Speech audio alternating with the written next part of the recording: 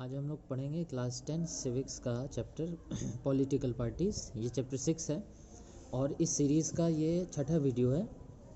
आज हम लोग चर्चा करेंगे चैलेंजेस टू पॉलिटिकल पार्टीज़, यानी राजनीतिक दलों की मुख्य चुनौतियां कौन कौन सी हैं। बुक में आपको एक फ़ोटो दिखाई पड़ेगा, एक कार्टून दिखाई पड़ेगा, जिसमें एक व्यक्ति को वो एप्रॉन पहने हुए दिखाई देगा आपको, और उसके हाथ में आपको छुरी और चम्मच दिखाई पड़ेंगे जिसमें हम नूडल्स खाते हैं। उससे बंधे हुए कुछ नीचे टीवी में दिख रहे कुछ कठपुतली जैसे लोग दिखाई पड़ेंगे। अब समझने की बात यह है कि ये कार्टून किस चीज़ को रिप्रेजेंट करता है। ये कार्टून इटली के एक पूर्व प्रधानमंत्री सिल्वियो बर्लुस्कोनी की जीवनी को रिप्रेजेंट करता है। देखिए, बर्लुस्कोनी इटली के सबसे अमीर बिजनेसमैन में से एक थे। बहुत अमीर थे वो। उनके पास अपने न्यूज़ चैनल थे, बैंक था और एक फुटबॉल क्लब भी था उनका। बहुत फेमस बिजनेसमैन थे ये। तो एक इतने अमीर आदमी का पॉलिटिक्स में इतने टॉप पोस्ट पर आना क्या दिखाता है कि पॉलिटिक्स में पावर का और पैसे का बहुत ज़्यादा महत्व है। तो ये जो प्रॉब्लम है, इससे से रिलेटेड हम और भी कुछ समस्याओं के बारे में चर्चा करेंगे। चलिए, हम पहली समस्याओं की चर्चा करते हैं जो पॉलिटिकल पार्टीज झेलती हैं। वो है lack of internal democracy. Political parties के अंदर डेमोक्रेसी नहीं होती। देखिए, पॉलिटिकल पार्टीज खुद डेमोक्रेसी का एक महत्वपूर्ण हिस्सा है, लेकिन अगर हम पॉलिटिकल पार्टीज के अंदर के फंक्शनिंग को देखें ध्यान से, तो हमें पता चलेगा कि इनका कोई मेंबरशिप रजिस्टर नहीं होता, इनके यहाँ टॉप पोस्ट के लिए रेगुलर इलेक्शंस नहीं होते, ऑर्डिनरी मेंबर्स को टॉप लेवल लीडर्स के डिसीजन में पार्टिसिपेट करने को नहीं मिलता, और तो और किसी भी तरह का इंटरनल कॉन्स्टिट्यूशन नहीं होता। मतलब इनके अंदर किसको कौन सी चीज़ें करनी है, कौन सी चीज़ें नहीं करनी है, ये चीज़ें उनको पता नहीं होती, है ना। इसके अलावा पॉलिटिकल पार्टीज़ के कई ऐसे लीडर्स हैं जो उलझुल बयान या उटपटांग बयान दे देते हैं, उनके ऊपर कोई डिसिप्लिनरी कार्रवाई नहीं होती। तो कई ऐसे प्रॉब्लम्स हैं जो हमें देखने को मिलते हैं पॉलिटिकल पार्टीज़ में। आज की डेट में लोग पार्टी के सिद्धांतों की बजाय अपने इमीडिएट सीनियर के सिद्धांतों को फॉलो करना शुरू कर देते हैं, क्योंकि उन्हें लगता है कि कल को हमारा सीनियर जब अगली बड़ी पोस्ट पर जाएगा तो उसकी पोस्ट मुझे मिलेगी। तो यहाँ क्या होता है, यहाँ लोग एक दूसरे व्यक्ति को फॉलो करना चालू कर देते हैं, न कि पार्टी के सिद्धांतों को फॉलो करना। तो ये कुछ समस्याएं हैं जो हमें पॉलिटिकल पार्टीज़ में देखने को मिलती हैं। इनसे ये स्पष्ट होता है कि पॉलिटिकल पार्टीज़ के अंदर डेमोक्रेसी नहीं होती। दूसरी प्रॉब्लम है प्रमोशन ऑफ डायनेस्टिक सक्सेशन, यानी परिवारवाद या वंशवाद को बढ़ावा देना। इसे हम लोग कई बार अखबार में और अपने आसपास एक वर्ड और से सुनते हैं, वो है भाई भतीजावाद। यानी यहाँ क्या हो रहा है, पॉलिटिकल पार्टीज़ के लीडर्स जब अपनी पार्टी में किसी नए चेहरे को प्रमोट करने की कोशिश करते हैं, तो वो ये प्रयास करते हैं कि उनके ही परिवार के किसी व्यक्ति को या उनके किसी क्लोज रिलेटिव को, किसी रिश्तेदार को टिकट मिले। यानी पार्टी की जो आगे बढ़ाने की रिस्पॉन्सिबिलिटी है वो उनके किसी परिचित को मिले।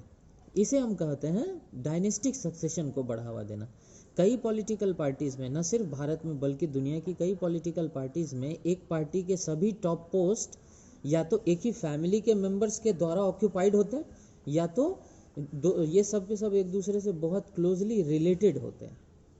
ठीक है, तो ये एक बड़ी समस्या है। इसकी वजह से क्या होता है, उस पार्टी में अच्छी विचारधारा वाले या अच्छे इरादों वाले या मेहनती और जो लगनशील कार्यकर्ता हैं, उनको आगे बढ़ने का मौका नहीं मिल पाता। ये दूसरी समस्या है, प्रमोशन ऑफ डायनेस्टिक सक्सेशन। तीसरी समस्या क्या है, देखते हैं। तीसरी समस्या है पॉलिटिकल पार्टीज इलेक्शंस में मीनिंगफुल चॉइस नहीं देती। वोटर्स को कोई मीनिंगफुल चॉइस नहीं मिलती। जब आप एक वोटर बनेंगे और जब आप वोट देने जाएंगे, तो आपको वोटिंग लिस्ट में ये जो कैंडिडेट लिस्ट है, आप उस लिस्ट को देखेंगे तो आपको कोई बहुत एक्स्ट्रा ऑर्डिनरी डिफरेंस नहीं मिलेगा कैंडिडेट्स के बीच। आपको लगेगा कि ये इस टाइप का आदमी है, ये ऐसा करेगा, ये इस टाइप का आदमी है, अगला इस टाइप का आदमी है, ये वाला इस टाइप का रिकॉर्ड रहा है उसका। इट मीन्स जब आप वोट देने जाएंगे तो आपको अंदर से कोई ऐसी एक्साइटमेंट नहीं होगी कि आप कोई महत्वपूर्ण काम करने जा रहे हैं। आपको लगेगा कि आपके आसपास वही 4 5 7 लोग हैं, उन्हीं में से किसी एक को आपको वोट देना है। कई बार तो आप किसी ऐसे कैंडिडेट को सिर्फ इसलिए वोट दे करके चले आइएगा ताकि दूसरा न जीत जाए।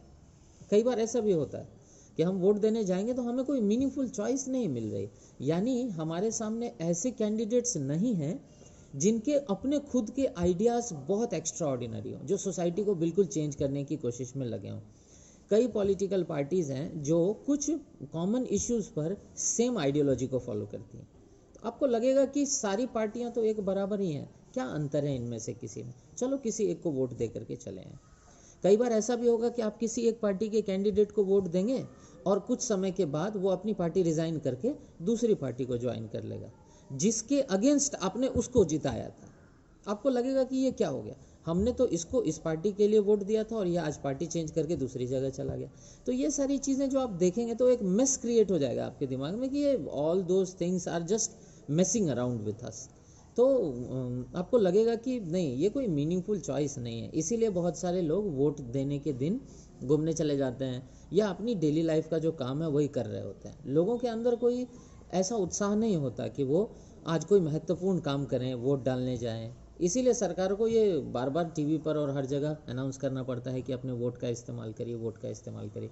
Because many of us who do not live here, but many of us who live here do not cast their vote because they feel that nothing new will happen। वही होगा, कोई एक्स्ट्रा ऑर्डिनरी लोग तो है नहीं हमारे बीच, बस वही 4 5 6 7 लोग हैं, उन्हीं में से किसी को हमें वोट दे देना है। तो यहाँ इलेक्शंस में मीनिंगफुल चॉइस नहीं दे पाती पॉलिटिकल, ये तीसरी समस्या थी। ये बुक में एक्चुअली में चौथी लिखी हुई है, हमने आपको तीसरे में ही बता दिया। चौथे में है use of money and muscle power, पैसे और बाहुबल का प्रयोग होना। ये पॉलिटिकल पार्टीज की एक बड़ी समस्या है। बहुत सारी पॉलिटिकल पार्टीज चुनाव जीतने के लिए कई शॉर्टकट्स अपनाती हैं।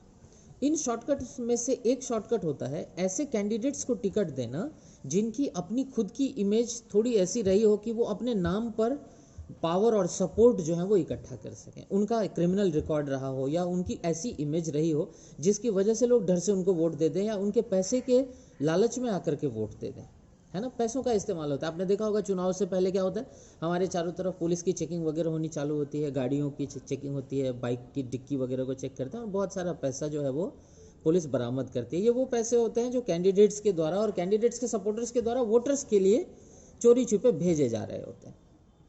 ये क्या दिखाता है कि हमारे देश में, न सिर्फ हमारे देश में बल्कि पूरी दुनिया की पॉलिटिकल पार्टीज़ में जो पैसे वाले लोग होते हैं, जिसकी चर्चा हमने वो सिल्वियो बर्लुस्कोनी की कार्टून से रिलेट करके शुरू किया था आज। तो पॉलिटिकल पार्टीज़ की चौथी बड़ी समस्या है use of money and muscle power. कई बार जैसा हमने बताया ऐसे कैंडिडेट्स को टिकट दे देना जिनकी खुद की इमेज थोड़ी डरावनी टाइप की रही हो, लोग जिनसे डरते हों, या फिर कुछ ऐसे कैंडिडेट्स को वोट को टिकट देना जिनके पास बहुत सारे पैसे हों और वो पैसों की सहायता से वोटिंग को इम्प्रूव करने की कोशिश करें। तो ऐसे बहुत सारे केसेस हैं जहां हम पैसों और पावर के कारण बहुत सारे लोगों को पावर में आते हुए देखते हैं। ठीक है, तो ये 4 प्रमुख चैलेंजेस हैं पॉलिटिकल पार्टीज़ के हमारे चारों तरफ। ठीक है, अगले वीडियो में हम चर्चा करेंगे कि पॉलिटिकल पार्टीज़ को सुधारा कैसे जा सकता है, कौन कौन से तरीक़ों से पॉलिटिकल पार्टीज़ को रिफॉर्म किया जा सकता है।